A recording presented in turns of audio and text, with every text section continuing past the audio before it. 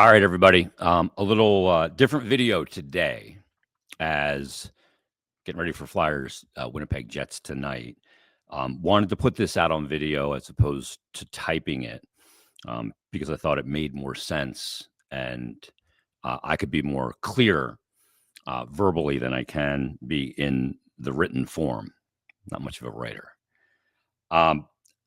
I had said several times on Flyers Daily over the last couple of days that I would give an update by the end of the week once I got some clarity on my health situation. I've been battling colorectal cancer. I was diagnosed officially on December 22nd last year and staged as stage 3B colorectal cancer, L2, M0. They had found a 5-centimeter mass in my sigmoid descending colon. It was something that I ignored the symptoms for at least a year and a half.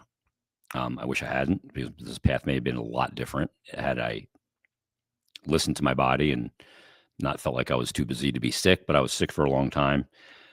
Began a very rigorous and aggressive treatment schedule in January with 16 weeks of chemotherapy, both oxaliplatin and 5-FU, pretty fitting. And then had a little bit of a break. Then we did 28 targeted radiation sessions, along with oral chemo, which is called capecitabine. And that finished at the end of July. And I had to take a break for the insides of my body to heal before I could get scans to find out the results of the treatment plan that we used. What they did with me was called neoadjuvant, which meant there wasn't surgery first. There was obviously chemotherapy and other treatments before any consideration of surgery to shrink things so that if there is surgery, they could take less out, so on and so forth. So here is the update. I had Thursday of last week, I had a CT scan of my chest and my abdomen. You drink the dye and do the CT scan. And then on Monday, I had an MRI of my pelvis. And obviously that's the area where my cancer is located. But I'm very happy to let everybody know that the results of the CT scan and the MRI showed what is called a complete radiological response. In other words, I am cancer-free. I do not have cancer cells in my body. There's scar tissue in there. There's some damage done from the treatment, no doubt about it. But I am cancer-free. I don't feel sick anymore. I still do get a little tired at times. I have fatigue. I have some neuropathy and some other things that I deal with. And I do have work to do going forward. A lot of that work is not just physical, getting back physically, but there's a lot of mental work for me to do as a result of all of this. It has been, from diagnosis to this moment of recording this video, the hardest period, I hope, I will ever have in my entire life.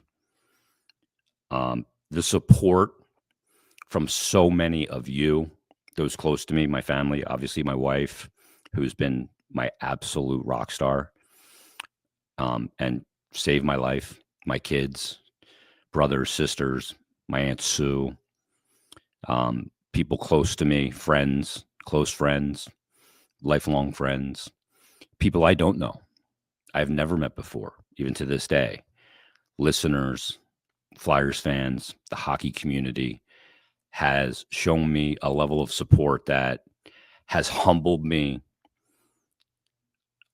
an incredible amount. And the reason I'm able to sit here and give this very good report on my health is because of all of that support.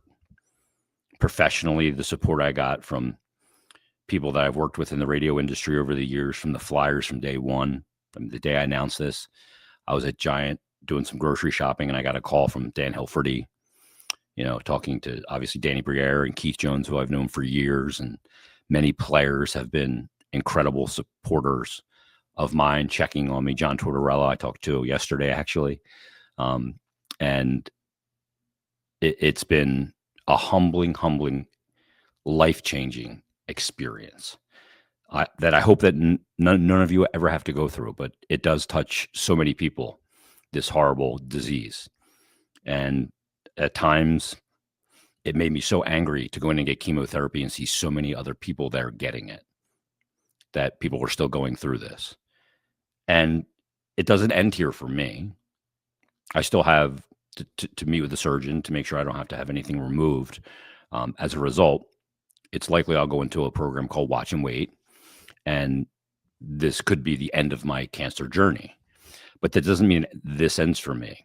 This has now become a calling of sorts for me to try and help other people that are going through this, have gone through this, know someone going through this. I can be some sort of resource for people to create that awareness, to advocate for your own health. If something doesn't feel right, go get checked out. Go and just be proactive to prevent this. I denied it. I'm lucky. I'm blessed that it didn't spread after denying it for 18 months. But I'm so happy to report that as I sit here on the 16th day of October 2025, where just over the last year, I had a very uncertain future, I am cancer free. And I am humbled. I don't even know how to process it yet. I should be going crazy and woo, the whole thing, but it's really hard to process. It's been very difficult. And there were times where there's a lot of naps when you're going through chemotherapy. There were a lot of times where I wanted that nap to take a nap and not wake up. I wanted to die because it was so hard. But you rally and you keep pushing and you keep putting one foot in front of the other. You keep jumping over the boards for your next shift, or period by period, game by game. And that's how I attack this. And here we are, cancer free. My doctors and care team at Penn Medicine, Dr. Altman, my oncologist, and the entire care team, these are the best people in the world. I owe them my life. They have been so incredible.